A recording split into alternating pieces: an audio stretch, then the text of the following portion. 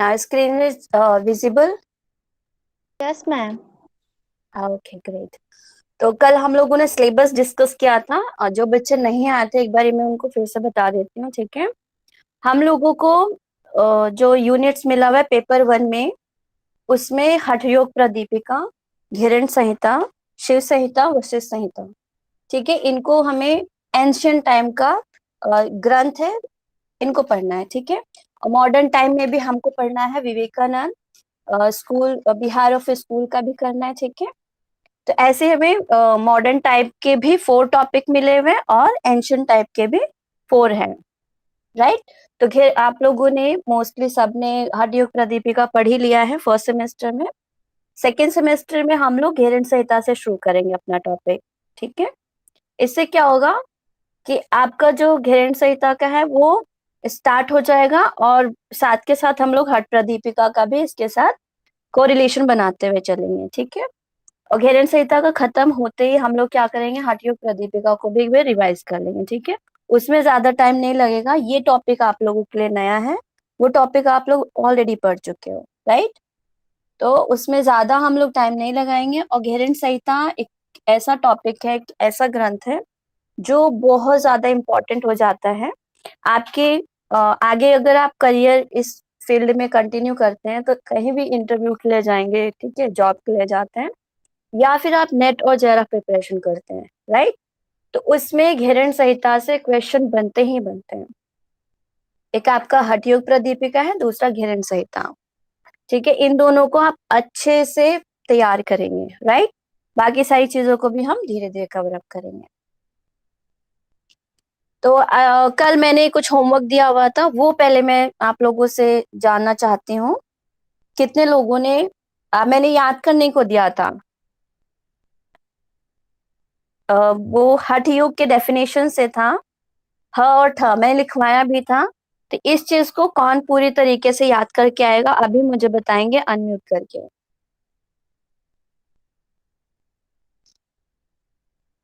Anyone?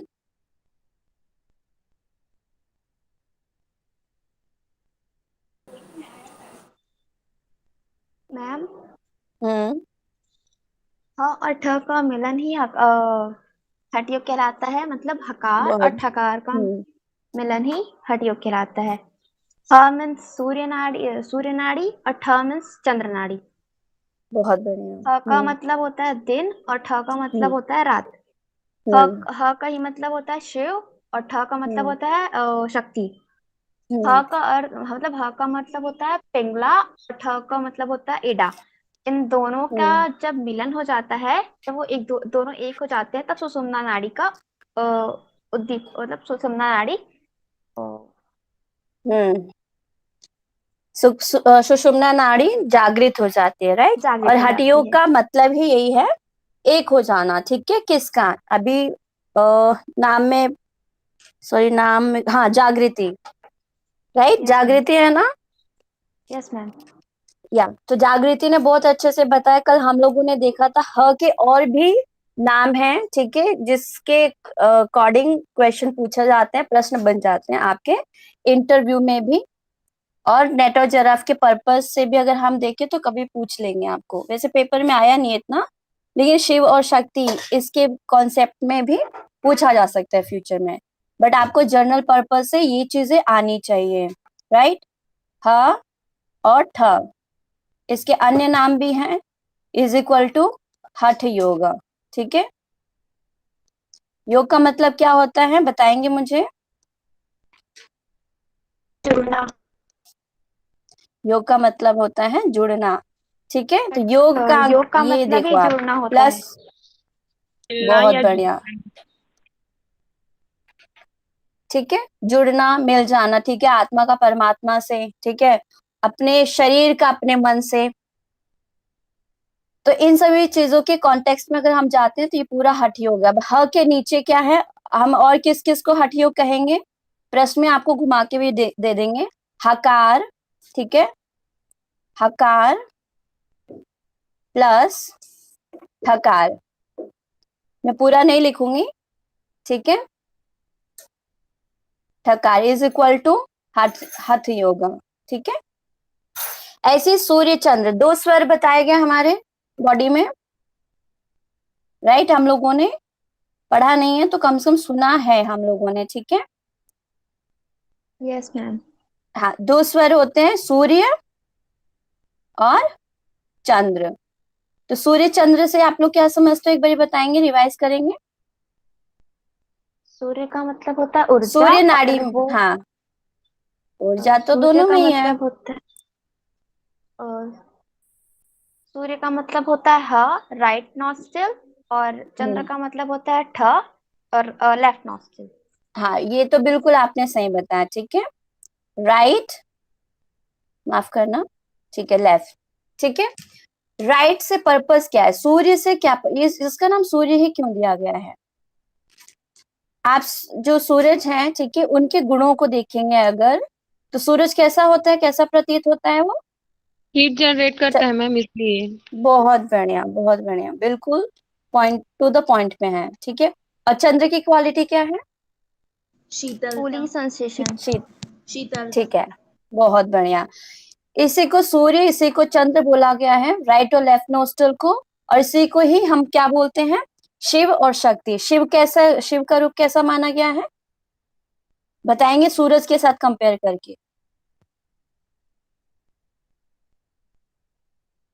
बताएंगे। अरे आपको पहचानना है, यहाँ रट्टा नहीं मारना है। अभी मैंने जैसे पूछा, जागृति जी ने बोला, फिर से वापस अपनी उसी चीज पे आ गए, हकार और ठकार पे, यानी ह और ठ पे, राइट। हमें इसके गुणों को देखते हुए आगे बढ़ना है, ठीक है। डीप जाएंगे थोड़ा, ये तो ऊपर ऊपर आप लोगों ने जान लिया, ये तो डिप्लोमा के बच्चों को भी पता होता है, राइट।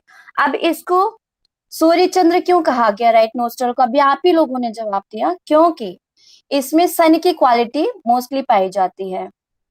सन क्या करता है, वो हीट प्रदान करता है, और चंद्र क्या करता है, वो शीतलता देता है, राइट। तो हमारे शरीर में दो तरह के नाड़ियां प्रवाहित होती हैं, एक जो कि ठंडा हमें महसूस कराता है, और दूसरा गर्म। और दोनों चीजों की आवश्यकता होती है हमारे शरीर में, ठीक है। हीट की भी जरूरत है और शीतलता की भी जरूरत है। तो इसी से ही लिया गया। अब शिव के रूप को भी हम देखेंगे, शिव और शक्ति क्यों कहा गया है, राइट और लेफ्ट नोस्ट्रल को शिव इसलिए कहा गया क्योंकि शिव को सूर्य का प्रतीक माना गया, यानी तेज का प्रतीक माना गया है, ठीक है। और शक्ति को शांति का यानी शीतलता का प्रतीक माना गया, यानी चंद्र, ठीक है। ऐसे याद करना है तो आप कभी नहीं भूलोगे, कंफ्यूज नहीं होंगे, ठीक है। इस पॉइंट से क्लियर हो गया शिव और शक्ति क्यों बोला गया है, हकार और Thakar, yes ma'am. Yes ma'am. ठीक है। इड़ा पिंगला भी आप जानते हैं, नाड़ियां पूछे जा सकते हैं, इड़ा कौन सी है, पिंगला कौन सी है, ठीक है। पिंगला राइट, मेरे नाम से, मेरा नाम पूजा है, ठीक है। तो आप पी से देख लेना, पी राइट, पिंगला राइट, पूजा राइट, ठीक है। आपका जो भी शॉर्ट फॉर्म बनता है, जो भी ट्रिक बना सकते हो आप उसके तरीके से याद करना शुरू कर देंगे। और घेरण संहिता में अभी हम लोग पढ़ेंगे, काफी ऐसी सारी चीजें हैं जिसको आपको याद करना ही पड़ेगा, ठीक है। चाहे आप लिख लिख के याद करो, चाहे उसको ऑडियो बना के सुन सुन के याद करो, या फिर अपने फ्रेंड्स को सुना सुना के याद करो, ठीक है। बहुत सारे ऐसे टर्म्स है जिसका आपको समझ कर याद करना है, ठीक है। तो पिंगला हो गया राइट, कभी नहीं भूलेंगे इससे, पिंगला से, ठीक है। एंड इड़ा हो जाएगा आपका लेफ्ट नोस्ट्रल, ठीक है। चलो अभी मुझे बताएंगे फिर से, जागृति को छोड़ के ह के और कौन कौन से नाम है, सिर्फ ह का बताना है। मैम बताएं। हाँ बताओ।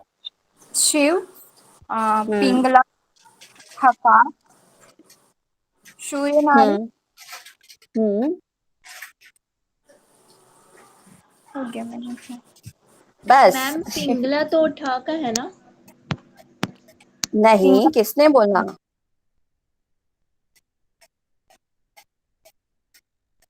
अच्छा कल नोट नहीं किया था लग रहा है आप लोगों ने।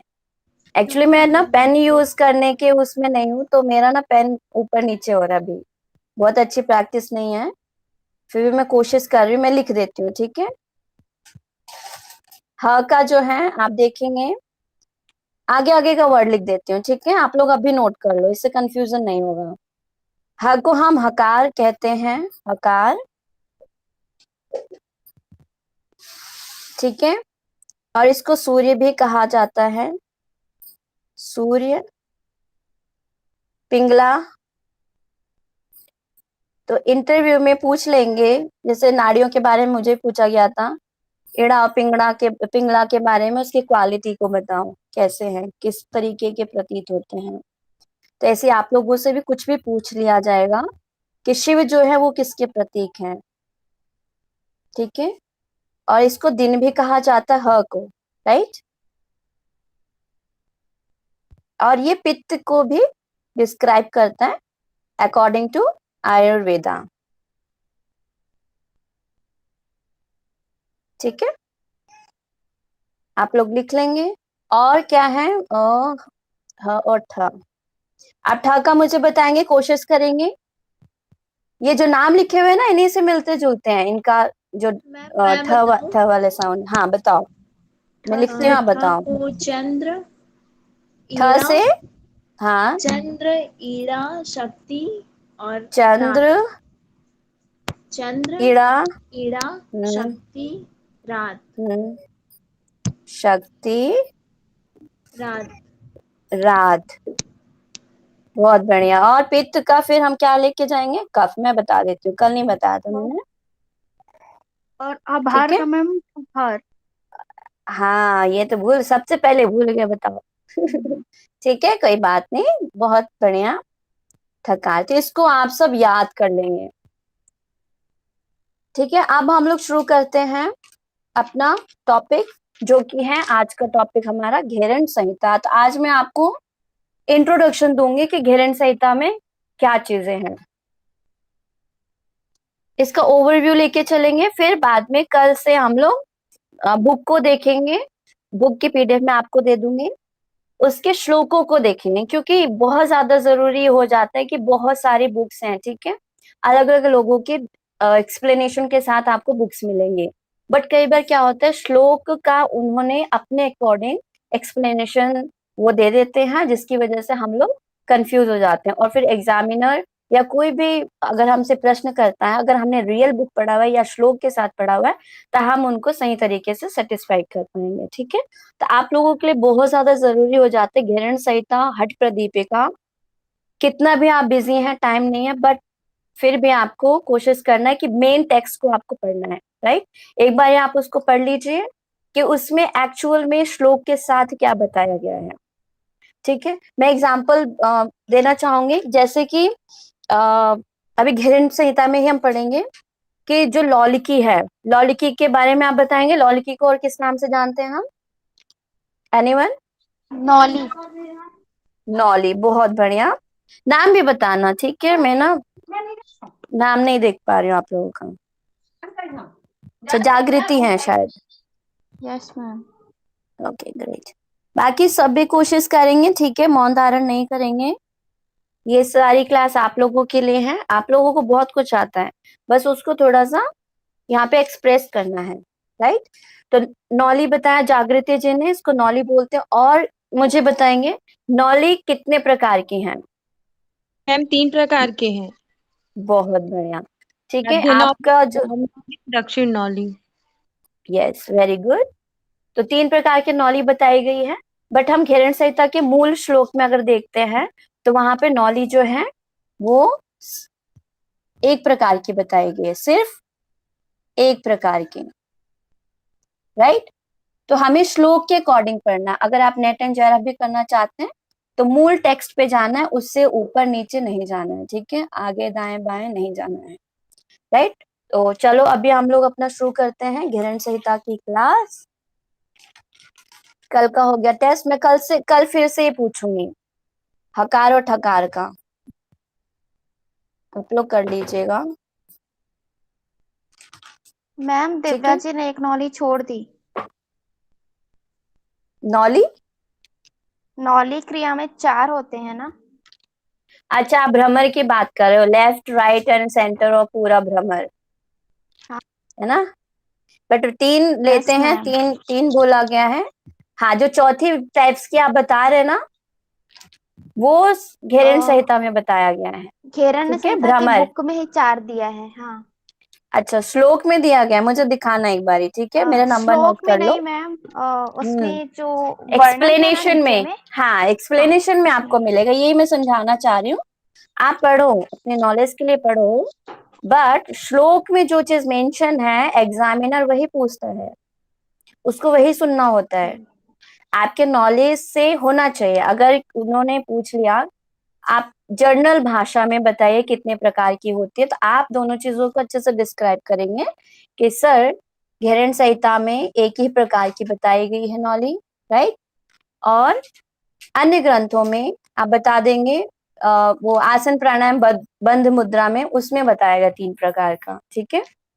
तो उससे क्या होगा, आपका एग्जामिनर आपसे ज्यादा सेटिस्फाइड होगा और उसको ये पता चलेगा कि आपने सही तरीके से पढ़ाई की हुई है, ठीक है। वो अगर आपको नहीं पता होगा तो आपको कंफ्यूज कर देंगे कि बताओ क्या 3 प्रकार के नॉली बताई गई है घेरन संहिता में, आप बोलोगे हाँ, ठीक है, आप भी गलत नहीं हो क्योंकि आपने एक्सप्लेनेशन में पढ़ा हुआ है, ठीक है। और एक्सप्लेनेशन आप डिफरेंट डिफरेंट बुक्स में देखेंगे अलग अलग है, सबका विचार मत जो होता है भिन्न भिन्न होता है ना।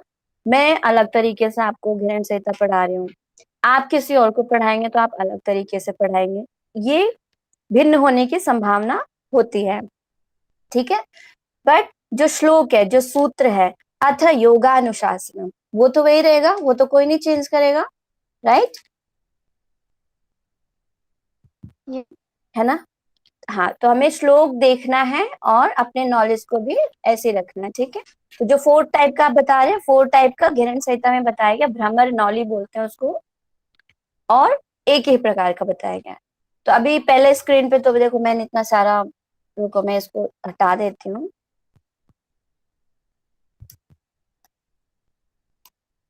आज मेरा पेन मेरे हाथ में नहीं है, एक सेकेंड।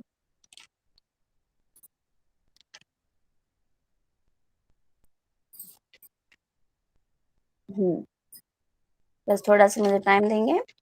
चलो, मुझे थोड़ा बहुत ब्रीफ इंट्रोडक्शन बताएंगे, थोड़ा बहुत कि आपको कितना पता है घेरन संहिता के बारे में, कोई भी एक, स्क्रीन पे भी इतनी देर से है, तो आप मुझे बताएं, तब तक मैं ये शीट को रिमूव करती हूँ।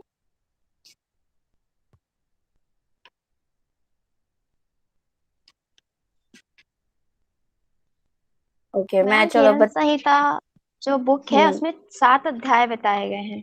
बहुत बढ़िया। पहला अध्याय में 60 प्रक्रिया है, और हम्म दूसरे अध्याय में योगासन है, तीसरे में हम्म मुद्रा बंध है, और हम्म पांचवें में प्रत्याहार है, और हम्म नहीं, चौथे में प्रत्याहार है, पांचवें में प्राणायाम, और हम्म फिर ध्यान, उसके बाद हम्म, समाधि।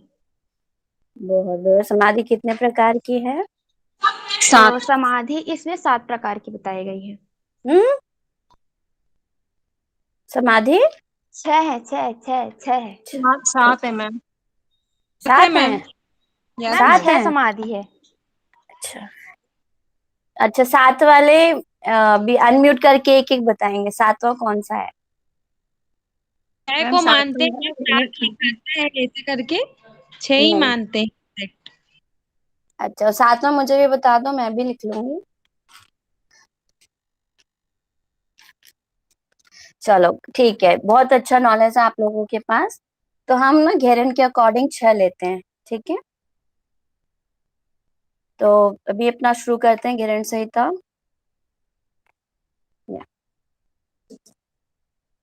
तो घेरन संहिता जो है ये हठ योगी ग्रंथ है, और महर्षि घेरन थे, बहुत विद्वान महर्षि थे वो, बहुत ही पॉपुलर थे अपने टाइम पर, ठीक है। उन्हीं के नाम पे ये संहिता पढ़ा हुआ है, ठीक है। घेरन संहिता घेरन महर्षि के द्वारा ही लिखा गया है, ठीक है। और इसमें टोटल अध्याय 7 हैं, जैसा आप लोगों ने बताया, ये बेसिक है, आपको पता होना चाहिए। और इसको हम किस नाम से जानते हैं? घटस्थ योग के बारे में, ठीक है। सॉरी, इसको घटस्थ योग के नाम से जानते हैं, और इसका दूसरा नाम सप्तांग योग भी कहा जाता है। सप्तांग योग क्यों कहते हैं, बताएंगे मुझे? बहुत ही आसान है 7 इसका आंसर। अध्याय, क्या 7 है अध्याय है इसलिए। इसलिए। बहुत बढ़िया। 7 अध्याय होने की वजह से इसको सप्तांग कहा जाता है, यानी इसके 7 अंग बताए गए हैं। ठीक है। अच्छा, मुझे हठ प्रदीपिका में बताएंगे कितने अंग हैं? हठ प्रदीपिका में 4 अंग है मैम। आसन कितने अंग? प्राणायाम आदान संधान। हाँ, बहुत बढ़िया। कितने? 4 अंग है, तो उसको हम बोलते हैं, 4 अध्याय है, 4 अंग है, तो उसको चतुरंग बोलते हैं। ठीक है। अब यहाँ पे घटस्थ योग से क्या मतलब समझते हैं, आपसे भी बताएंगे मुझे। घट का मतलब क्या होता है? पॉट। मैम बहुत बढ़िया, बिल्कुल सही। तो जो हमारा शरीर है वो घड़े के समान है। ठीक है। और जब ये घड़ा कच्चा घड़ा होता है, ठीक है, यानी हम अभी कच्चे घड़े हैं, और जब हम परिपक्व हो जाते हैं, यानी जब घड़ा परिपक्व हो जाता है, उसको आग में तपाया जाता है, और वो फिर पक के जब तैयार हो जाता है, तो उस घड़े में क्या होता है? पानी टिकना शुरू हो जाता है। अगर हम कच्चे घड़े में पानी डालेंगे तो क्या होगा, आप बताएंगे मुझे। टूट वो जाएगा घड़ा मैम। टूट जाए। घड़ा टूट घड़ा जाएगा। टूट जाएगा, मेल्ट होके डिस्ट्रॉय हो जाएगा, राइट। वो ज्यादा टाइम तक नहीं चलेगा, उसमें हम पानी को स्टोर नहीं कर पाएंगे। सेम महर्षि घैरेन जी ने हमारे शरीर को, मानव शरीर को घट बताया है। ठीक है। और फिर वो कहते हैं कि इस घड़े को योग के माध्यम से हम पकाएंगे, उसको तैयार करेंगे। ठीक है।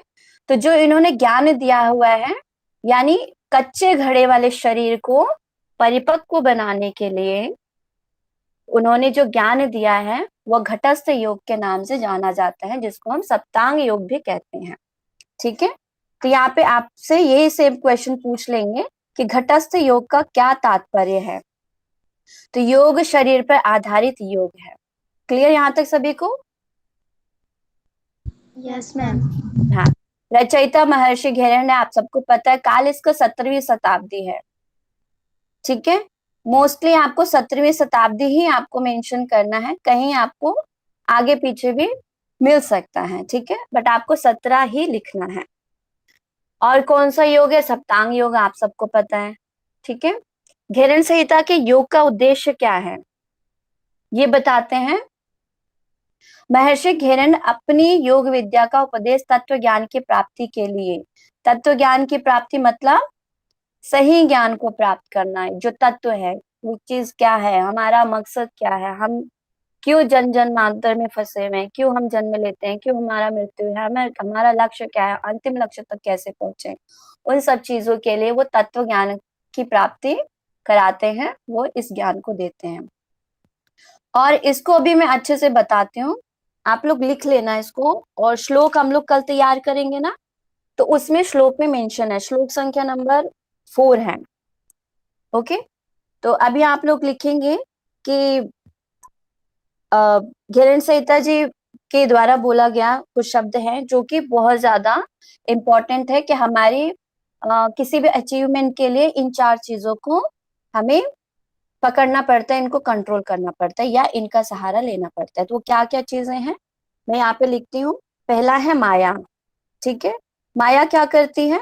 एक तरीके से आप बाधक कह सकते हैं, कि ये बाधा उत्पन्न करते हैं हमें तत्व ज्ञान की प्राप्ति में, राइट। हमें समाधि तक पहुंचना है, या हमें सही पहचान करना है कि वाकई में जीवात्मा परमात्मा क्या है, तो उसके लिए हमें इन सब का सही ज्ञान होना चाहिए। पहले है माया। ठीक है। माया की वजह से ही हम लोग इस जन्म जन्मांतर में फंसे हुए हैं, और सही चीज जो हमारी सही पर्पस है उसको हम नहीं पहचान पा रहे हैं। ठीक है। जस्ट बिकॉज ऑफ माया। माया का मतलब क्या है? अज्ञानता। ठीक है। दूसरा क्या है?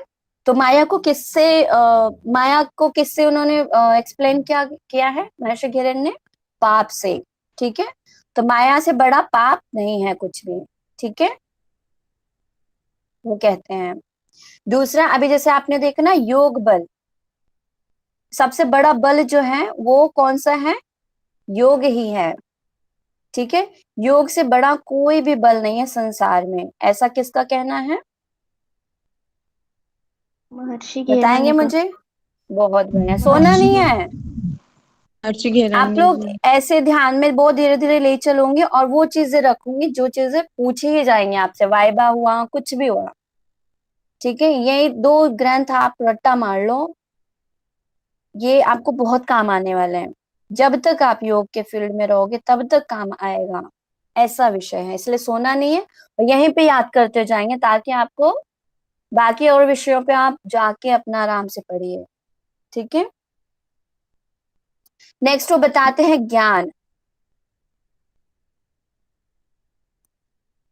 वो कहते हैं ज्ञान जो है वो आपका सबसे बड़ा बंधु है, ठीक है। कोई आपके साथ नहीं है। कई बार ऐसा भी होता है कि वो साथ देना भी चाहे तो भी नहीं दे पाते हैं, राइट। तो हम लोग क्या कहते हैं, अज्ञानतावश माया के वश में आके बोलते हैं अरे उसने मेरी हेल्प नहीं की, वो मेरे अच्छे फ्रेंड नहीं है, ये मेरे अच्छे नहीं है, ये मेरे अपने नहीं। हमें ये भी सोचना है कि हमें खुद अपने ऊपर इंडिपेंडेंट रहना है, ठीक है। यानी कैसे रहेंगे हम, ज्ञान को इकट्ठा करके। मान लिया मुझे मेरे दोस्त से किसी हेल्प की नीड हो गई अचानक से, वो भी किसी इंपॉर्टेंट काम में बिजी थे, ठीक है, वो हमारी हेल्प नहीं कर पाए, तो क्या काम आएगा हमारे लिए ज्ञान ही उस टाइम पर उस मुसीबत में काम आएगी। तो इसलिए उन्होंने अपने एक्सपीरियंस से, और आप रियलिटी में भी देखेंगे, सबसे बड़ा बंधु आपका, मित्र आपका, सखा आपका, अपना आपका ज्ञान ही होता है, ठीक है। तो 3 चीजें वो कहते हैं। चौथा वो कहते हैं शत्रु। कौन कहते हैं, बताएंगे? सबसे बड़ा शत्रु कौन है? घेरन जी ने। कहते हैं अहंकार। हाँ, अरे वाह, क्या बात है, वेरी गुड। अहंकार। मैं ना धीरे धीरे ये पेन को यूज करना सीख जाऊंगी, तो अभी आज के लिए मुझे माफ करना मेरी हैंड राइटिंग को लेके। तो महर्षि घेरन जी कहते हैं सबसे बड़ा शत्रु, हम किसी को ये बोल देते गलत है, शत्रु कौन है, हमारा अहंकार, अहम भावना। किसी भी तरीके का अहंकार हमारे लिए दुखदाई होता है, वो हमारा शत्रु होता है। तो इन 4 चीजों को हमें हमेशा ध्यान में रखना है, तभी हम क्या कर पाएंगे, तत्व ज्ञान की प्राप्ति कर पाएंगे, या फिर अपने घट रूपी शरीर को मजबूत कर पाएंगे। तो क्या क्या है बताएंगे मुझे? पाप को किससे? माया, हाँ, पाप को माया से बताया है, ठीक है। योग और बल का के मतलब समान होता क्या है है? बल, हम्म, योग। ये मतलब नहीं है, मतलब नहीं है। अ, मतलब हमारी शक्ति। हाँ, बल, सबसे शक्तिशाली, सबसे बलवान, सबसे ज्यादा अगर आप कहें पावर, योग में एक ऐसी शक्ति है जो कुछ भी कर सकता है, ठीक है। तो सबसे ज्यादा बलशाली बलवान क्या है? योग, ठीक है। और आपका बंधु कौन है? ज्ञान। ज्ञान, ज्ञान।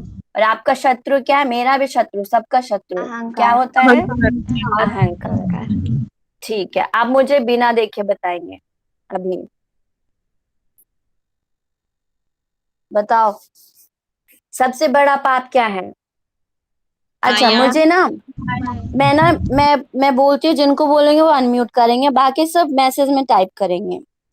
Priyanka ji, yes ma'am. आप बताओ हमारा सबसे बड़ा बंधु कौन है? ज्ञान। बहुत बढ़िया। बलशाली कौन है? योग बल।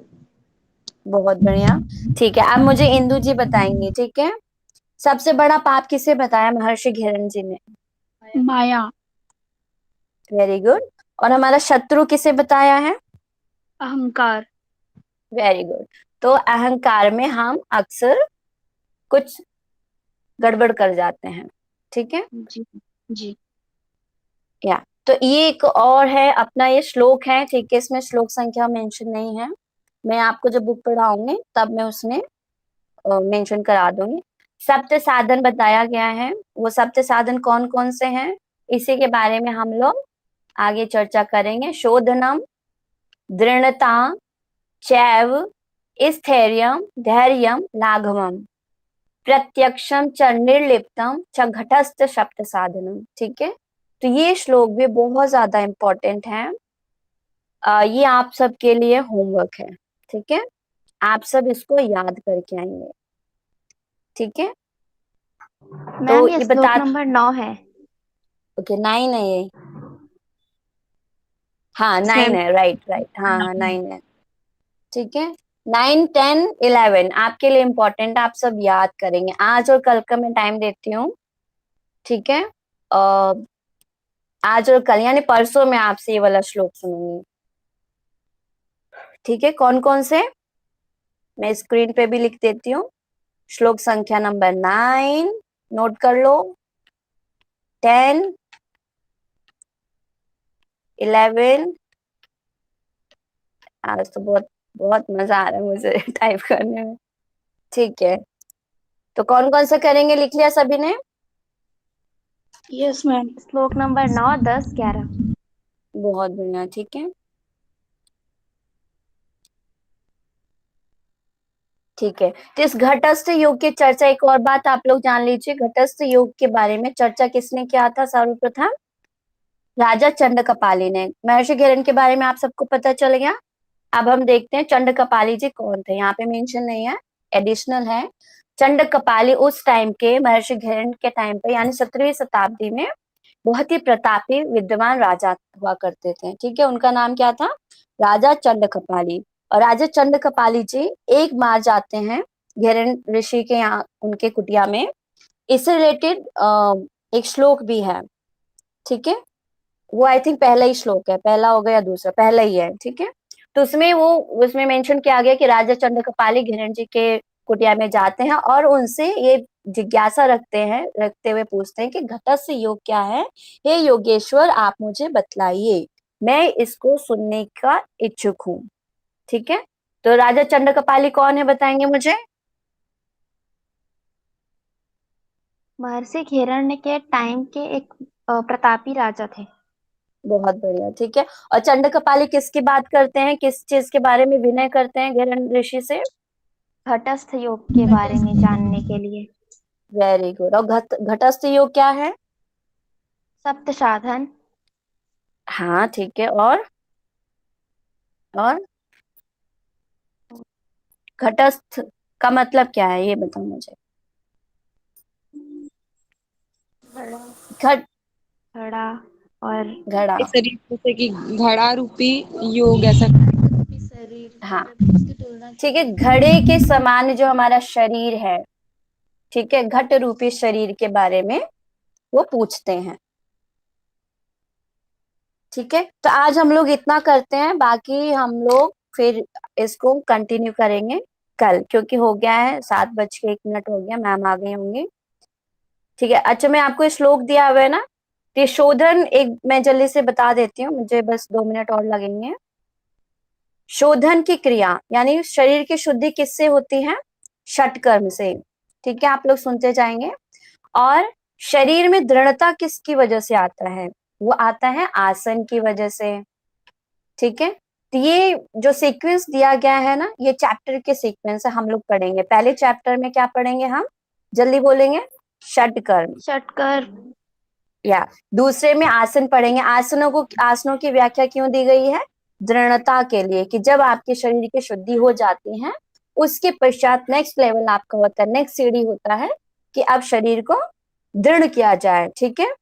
और उसके पश्चात फिर मुद्रा के बारे में बताया गया। मुद्रा से क्या तात्पर्य है? कि स्थिरता का आना, ठीक है, कि स्टेबिलिटी आनी शुरू हो जाएगी आपके शरीर के अंदर। और फिर नेक्स्ट आपका सीढ़ी होगा प्रत्याहार। प्रत्याहार का मतलब है धैर्यता आएगी आपके अंदर। फिर जो इस सीढ़ी को भी क्रॉस कर लेते हैं, फिर उनके लिए बताया है प्राणायाम, ठीक है। प्राणायाम क्या करता है? वो शरीर को हल्का करता हल्कापन, है। बहुत बढ़िया, शरीर को हल्का करता है। इसके पश्चात उन्होंने ध्यान के बारे में बताया, जो कि हमारा 6 चैप्टर है, ठीक है। और इसको प्रकरण के नाम से जानते हैं हम लोग, अध्याय नहीं बोलेंगे, क्या बोलेंगे? प्रथम प्रकरण, प्रकरण। द्वितीय प्रकरण, तृतीय, ऐसे करके सप्तम प्रकरण, ठीक है।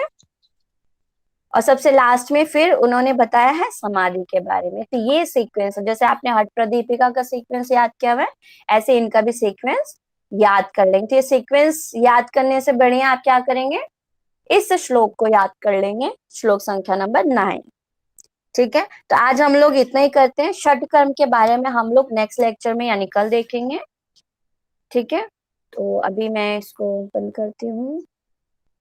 यहाँ तक सबको समझ में आया? Yes ma'am. Yes ma'am. Ma'am okay, अब मुझे लगता है कम से कम इतना चीज तो आप लोग फटाफट बता देंगे किसी को भी। ओहो, इसको छोड़ते हैं ना।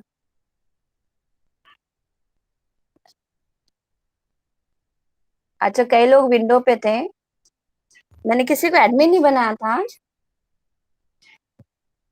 वो एंट्री नो नहीं ले मैम। पाया कोई। सॉरी, मुझे माफ करना। अब आप लोग जो अभी ऐड हुए हैं वो लोग अपना रिकॉर्डिंग वीडियो सुन लेंगे। ठीक है,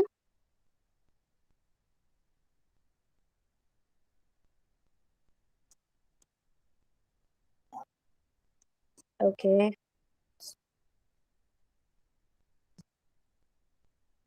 तो हम लोग प्रार्थना करते हैं। और मैम आ चुके हैं क्या, श्रृंगारिका मैम?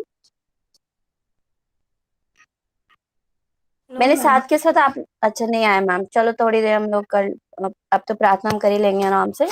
साथ के साथ मैंने आप लोगों से प्रश्न भी पूछ लिया, तो इसका मतलब है कि आप लोग सुन रहे हैं तो उसका जवाब भी दे पाए। ठीक है, पर कोशिश कीजिए जितने भी लोग जुड़ते हैं, मैं जो क्वेश्चन पूछती हूँ उसको फटाक से आप या तो हैंड रेस करके बताओगे या फिर आप उसको लिख के बताएंगे। ठीक है, तो ये आपके कॉन्फिडेंस को बिल्ड करने की बात है। तो अभी हम लोग प्रार्थना करते हैं, सभी अपना कमर गर्दन सीधा रखेंगे, 3 बार ओम का उच्चारण। मैम भी आ चुके हैं। धीमा लंबा गहरा सांस लेंगे, आंखें बंद करेंगे अपनी, स्पाइन स्ट्रेट।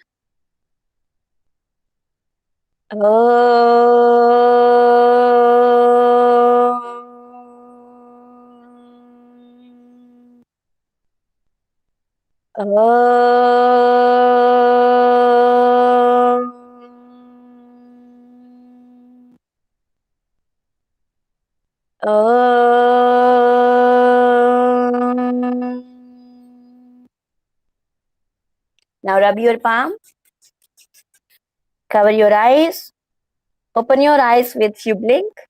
मैं शांति पाठ नहीं करवा रही क्योंकि नेक्स्ट, अब आपका नेक्स्ट लेक्चर होगा, तो अब सिंगारिका मैम देखेंगे आपकी क्लास को। ठीक है, बाय सभी को, मिलेंगे कल हम लोग। Okay ma'am, thank you ma'am. Puja ji recording. Thank you ma'am.